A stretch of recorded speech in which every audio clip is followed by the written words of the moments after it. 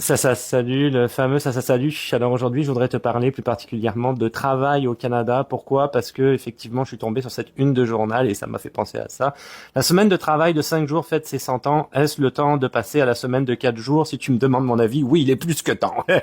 Donc tu vois, c'était le 1er mai 1926. Henry Ford avait fait adopter la semaine de 5 jours et de 40 heures, c'était 48 heures et quelques à l'époque, me semble. Alors, ce qui est intéressant, c'est qu'au Canada, si tu veux, la semaine moyenne d'heures de travail, c'est 36 heures par semaine. C'est là-dessus que je voulais en venir. Il y a comme, en fait, cette fausse idée comme quoi, si tu veux, au Canada, quand tu arrives ici, tu débarques, qu'il faut travailler, c'est cette manière que tu as de faire tes preuves, que personne t'attend et que personne va t'aider par rapport à ça, que tout le monde travaille énormément et que les semaines sont de plus de 40 heures.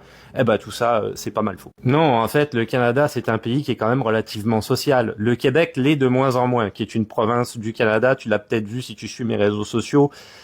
C'est la grosse dérive, on est tous en train de planter, on n'a aucune aide gouvernementale. Mais en ce qui concerne le gouvernement fédéral, le Canada, on a des aides gouvernementales, des allocations familiales, on a des allocations chômage, tout ça existe, on a même, si tu veux, des congés paternité, carrément, que tu peux du coup cumuler de 5 semaines jusqu'à même 6 semaines si tu travailles dans l'éducation, etc., etc. Cette fausse idée, si tu veux, que plein de monde détermine quand ils arrivent ici au Canada en disant eh ben personne va t'attendre, il faut que tu travailles, etc. Oui, c'est le cas si tu es en permis de travail fermé. Parce que là, en système d'immigration, t'as pas beaucoup de droits, et c'est là-dessus contre quoi je me bats, hein, plus particulièrement ici au Québec, je te dirais, qui fonctionne beaucoup sur le travail temporaire. Mais là, effectivement, t'as quasiment aucun droit, t'es lié à un employeur donné, dans un job donné, mais c'est pas parce que t'as envie de travailler, c'est parce que t'es obligé de travailler pour ce gars-là, t'as pas le choix. Alors, des fois ça se passe bien, mais des fois ça se passe mal.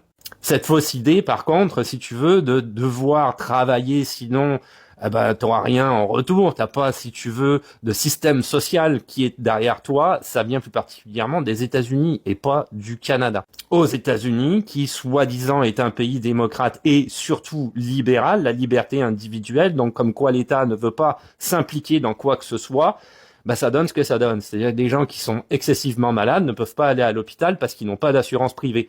Donc c'est comme ça que ça marche. C'est pas comme ça au Canada. Oui, aux États-Unis, si tu travailles pas, tu gagneras pas beaucoup d'argent car c'est pas social. Donc il y aura pas d'aide, il y aura pas d'allocation, ou en tout cas, il y en a très peu. Voilà, petite vidéo juste pour démystifier cette idée un peu stupide.